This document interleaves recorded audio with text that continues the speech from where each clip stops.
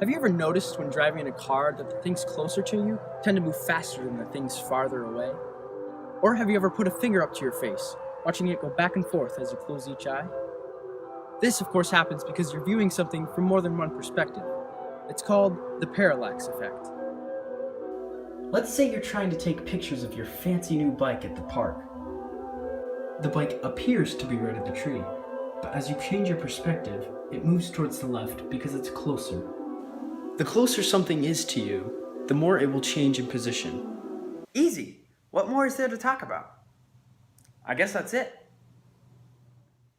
And now, children, parallax happens when looking at something from two different places. Well, I guess that's the end of the story. Not so fast, haunting memory of my elementary teacher. There's more to it. Thanks to the parallax effect, you can actually tell how far away something is without even going to it. Ever wonder why we have two eyes? With two slightly different perspectives of the world, our brain can put them together to create one image with depth. If we focus in on an object, we can see that it's closer or farther away than other objects. It's the reason virtual reality goggles have two eye holes, which makes them so realistic.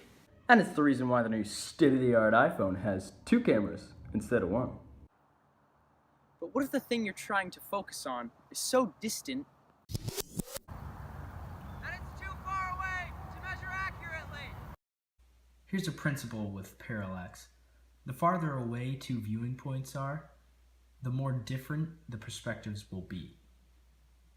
So what if I want to tell the distance of something that's really, really far away, like Mars?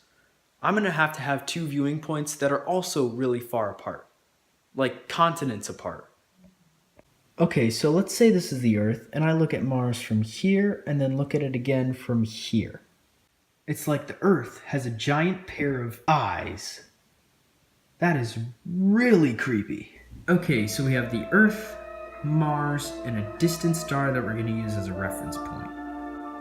From the first eye view of the Earth, we see Mars directly underneath the star. From the second eye view, we see that Mars is a little bit more left than it was.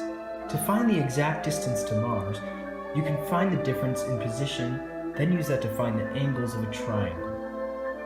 By knowing the distance between your viewing points, you can figure out the distance to Mars.